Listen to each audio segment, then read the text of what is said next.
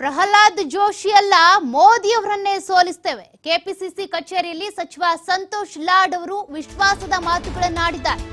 ಕರ್ನಾಟಕದಲ್ಲಿ ಈ ಬಾರಿ ಕಾಂಗ್ರೆಸ್ 20 ಸೀಟ್ ಅನ್ನ ಗೆದ್ದೇ ಗೆಲ್ಲುತ್ತೆ.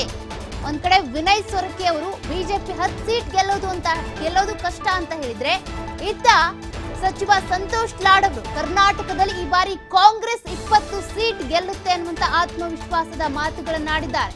ನಾನು ಮೋದಿ ಅವರನ್ನ ಟೀಕೆ ಮಾಡ್ತಾ ಇಲ್ಲ, ಆದ್ರೆ 10 ವರ್ಷದಿಂದ ಏನ್ ಮಾಡಿದ್ದಾರೆ ಅಂತ ಪ್ರಶ್ನೆ ಕೇಳ್ತಾ ಇದ್ದೇನೆ. ಏನ್ ಮಾಡಿದ್ದಾರೆ ಅಂತ ಕೇಳಿದ್ರೆ ಟೀಕೆ ಮಾಡಿದ್ರು ಅಂತ ಹೇಳೋದ? ಹಾಗಾದ್ರೆ ಪ್ರಶ್ನೆ ಮಾಡೋದೇ ಟೀಕೆ ಅನ್ನೋದು ಅಲ್ಲ ಅಂತ ಸಚಿವ ಸಂತೋಷ್ ಲಾಡ್ ಅವರು ಕೇಂದ್ರ ಸರ್ಕಾರದ ವಿರುದ್ಧ ಮಾತನಾಡಿದ್ದಾರೆ. ಅದರಲ್ಲೂ ಕೂಡ ಕಾಂಗ್ರೆಸ್ 20 ಸೀಟ್ಗಳನ್ನ ಗೆದ್ದೇ ಗೆಲ್ಲುತ್ತೆ ಅಂತ ವಿಶ್ವಾಸದ ಮಾತುಗಳನ್ನ ಆಡಿದ್ದಾರೆ.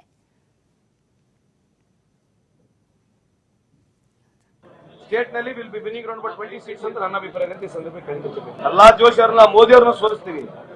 ಪ್ರಹ್ಲಾದ್ ಜೋಶಿ ಅವರನ್ನ ಸೋಲಿಸಲ್ಲ, ಮೋದಿ ಅವರನ್ನೇ ಸೋಲಿಸ್ತೀವಿ. ಯಾಕಂದ್ರೆ ಯಾರು ಪ್ರಹ್ಲಾದ್ ಜೋಶಿ ಅವರು ಅವ್ರ ಹೆಸರ ಮೇಲೆ ಓಟ್ ಕೇಳ್ತಾ ಇಲ್ಲ, ಮೋದಿ ಹೆಸರ ಮೇಲೆ ಓಟ್ ಕೇಳ್ತಾ ಇದಾರೆ. ಮೋದಿ ಅವ್ರನ್ನೇ ಸೋಲಿಸ್ತೀವಿ. 20 ಸೀಟ್ ಗೆಲ್ತೀವಿ. ಮೋದಿನ ಟೀಕೆ ಮಾಡಬಾರದು ಅನ್ನುವಂತದ್ದು ನಿಮ್ಮ ಕಾಂಗ್ರೆಸ್ ಪಕ್ಷ ತೀರ್ಮಾನ ಮಾಡಿದೆ ಅಂತ ಯಾಕೆ ಸರ್? ಅದ್ ಯಾರು ನಿಮಗೆ ಗುರುತು? ನಮಗೆ ಗುರುತು. ನಿನ್ನೆ ಸುಧಾಮ್ ದಾಸ್ ಅವರು ನನಗೆ ಗುರುತಿಲ್ಲ. ನಾವಂತೂ ಮೋದಿ ಅವರಿಗೆ ಟೀಕೆ ಮಾಡ್ತಾ ಇಲ್ಲ, ವೈಯಕ್ತಿಕವಾಗಿ ಪ್ರಶ್ನೆ ಮಾಡ್ತಾ ಇದ್ದೇವೆ. ಅಲ್ಲ, ವೈಯಕ್ತಿಕವಾಗಿ ಟೀಕೆ ಮಾಡ್ತಕ್ಕಂಥ ಅವಶ್ಯಕತೆ ಇಲ್ಲ. ಪ್ರೋಗ್ರಾಮ್ಸ್ ಬಗ್ಗೆ ಮಾತನಾಡಿದ್ರೆ ಎಲ್ಲಿ ಟೀಕೆ ಇದೆ? 10 ವರ್ಷದಲ್ಲಿ ಏನ್ ಮಾಡಿದ್ರೆ ಅಂತ ಕೇಳಿದ್ರೆ ಟೀಕೆನ ಅದು? ಸ್ಟೇಟ್ ನಲ್ಲಿ will be winning round but 20 seats ಅಂತ ನನ್ನ ಅಭಿಪ್ರಾಯ ಅಂತ ಈ ಸಂದರ್ಭದಲ್ಲಿ ಹೇಳಿದ್ದೇನೆ. ಪ್ರಹ್ಲಾದ್ ಜೋಶಿ ಅವರನ್ನ ಮೋದಿ ಅವ್ರನ್ನ ಸೋಲಿಸ್ತೀವಿ. ಪ್ರಹ್ಲಾದ್ ಜೋಶಿ ಅವ್ರನ್ನ ನಾವು ಪ್ರಹ್ಲಾದ್ ಜೋಶಿ ಅವರನ್ನ ಅಲ್ಲ, ನರೇಂದ್ರ ಮೋದಿ ಅವರನ್ನೇ ಸೋಲಿಸ್ತೀವಿ. ಯಾಕೆಂದ್ರೆ ಬಿಜೆಪಿ ಈಗ ನರೇಂದ್ರ ಮೋದಿ ಅವರ ಫೇಸ್ ಅನ್ನ ಇಟ್ಕೊಂಡೇ ಮತವನ್ನ ಕೇಳ್ತಾ ಇರೋದು. ಹಾಗಾಗಿ ನರೇಂದ್ರ ಮೋದಿ ಅವರನ್ನೇ ನಾವು ಸೋಲಿಸ್ತೇವೆ.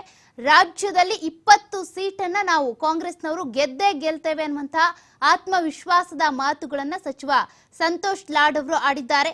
ಇಲ್ಲಿವರೆಗೂ ಕೂಡ ಬಿಜೆಪಿ ಮೋದಿ ಅವರ ಫೇಸ್ ಇಟ್ಕೊಂಡು ವೋಟ್ ಕೇಳಿದೆ, ಆದ್ರೆ ಅಭಿವೃದ್ಧಿ ಅಂತ ಬಂದಾಗ ಏನ್ ಅಭಿವೃದ್ಧಿ ಮಾಡಿದೆ, ನಾವು ಕ್ವೆಶನ್ ಮಾಡಿದ್ವಿ ಅಂತ ಅಂದ್ರೆ ಅದನ್ನೇ ಟೀಕೆ ಅಂತ ಮಾತನಾಡ್ತಾರೆ. ಹಾಗಾಗಿ ಈ ಬಾರಿ ಕಾಂಗ್ರೆಸ್ ಗೆಲ್ಲೋದು ಅಂತ ಹೇಳಿದ್ದಾರೆ.